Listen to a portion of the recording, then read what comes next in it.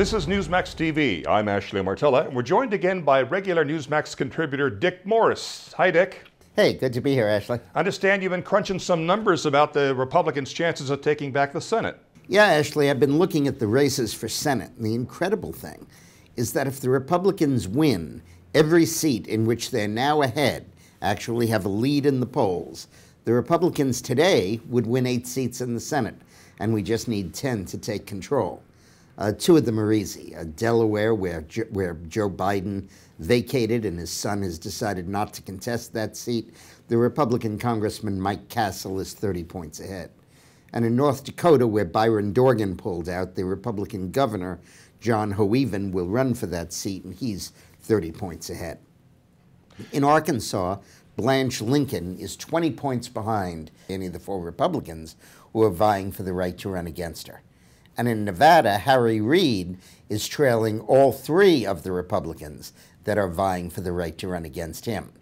And in Colorado, where Salazar has vacated the seat to become Obama's Interior Secretary, the former Lieutenant Governor, Republican Jane Norton, is well ahead of the appointed Senator Michael Bennet, the Democrat. So beyond those 5 relatively easy seats, there are 5 other seats that we might well pick up. In 3 of them, we're leading. In Pennsylvania, where Arlen Specter, who used to be a Republican and became a Democrat, is running again, he's trailing Toomey, his Republican opponent, by 9 points. And in Illinois, where Obama's seat is vacant and Burris, the appointed senator, is not running again, Mark Kirk, the Republican, is 6 points ahead.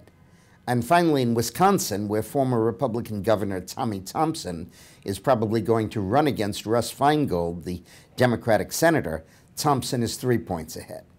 So in those 8 states, Republicans are ahead and could win the Senate seat if the election were held today. And then you have 2 others where Republicans are just 3 points behind.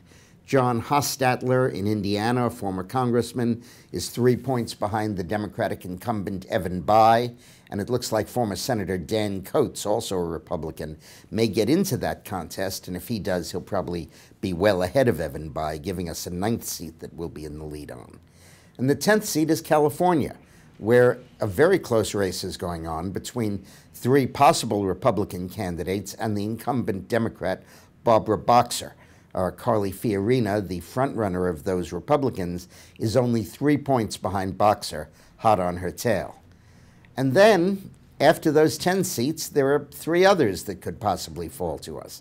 In New York, Kirsten Gillibrand, the appointed senator who took Hillary's seat, is very vulnerable. In Washington State, Patty Murray, who was elected with only 55% of the vote last time, has a strong challenger now, a guy named Paul Akers, A-K-E-R-S, a wealthy businessman in that state.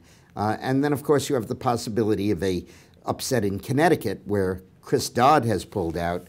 Richard Blumenthal, the Attorney General, is ahead, but a former Republican Congressman, Rob Simmons, is running and has a fair chance of overtaking that lead. So the chances of the Republicans taking the Senate are very bright. Okay, another matter, Dick. Obama plans to host a meeting with Republicans and Democrats in Congress on health care reform, and he says this meeting will be televised. Is this going to be anything more than a dog and pony show, or perhaps should Republicans go at all? No, Republicans should go, and they should win the debate that meeting will be.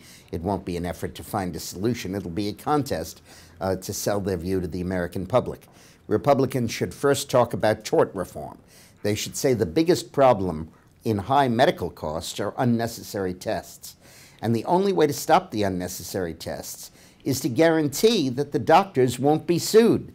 You can't, on the one hand, have the government saying, don't administer this test, it costs too much, and then have the trial lawyers suing you because you didn't implement that test.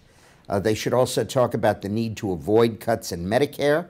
They should talk about the need to avoid taxing insurance policies. They should talk about expanding the number of doctors as we're expanding the number of patients who are covered. And they should really show that the Republican Party has a very good agenda when it comes to health care reform. Dick, do you really think powerful liberals like Reid, Schumer, Pelosi, and Waxman would ever even consider Republican ideas like tort reform or interstate insurance company competition? No, they never would. They can't. because they're getting too much money from the lawyers who are forcing them to oppose tort reform. But by winning the debate in the open meeting, the Republican Party can put another nail in Obama's coffin. So in your opinion, is healthcare dead right now? No, he's going to attempt to revive it. This is one gamut to try to revive it. When he sees it doesn't work, he'll move to another. The only time we'll know that it's really dead is not when the left runs out on it, but when the conservative Democrats in the House who voted for it last time indicate that they will now vote against it. And there are 23 of them, and we have to keep our eye on those.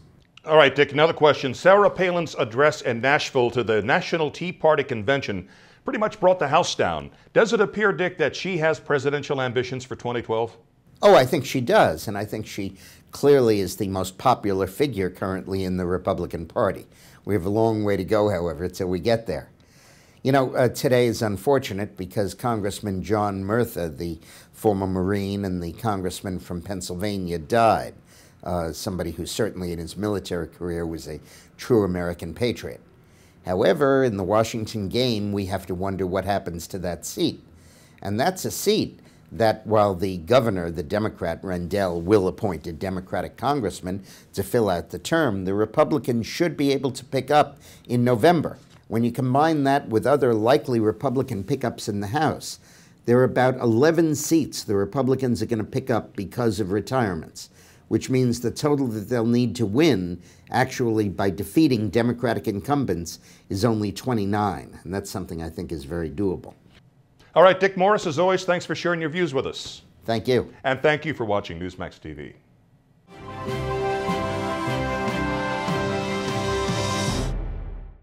Sarah Palin's new book, Going Rogue in American Life, will be released on November 17th. You can be among the first to get your copy. Check out our incredible free offer for Sarah's new book. Just go to Newsmax.com and click on the top banner for this great offer. Act today.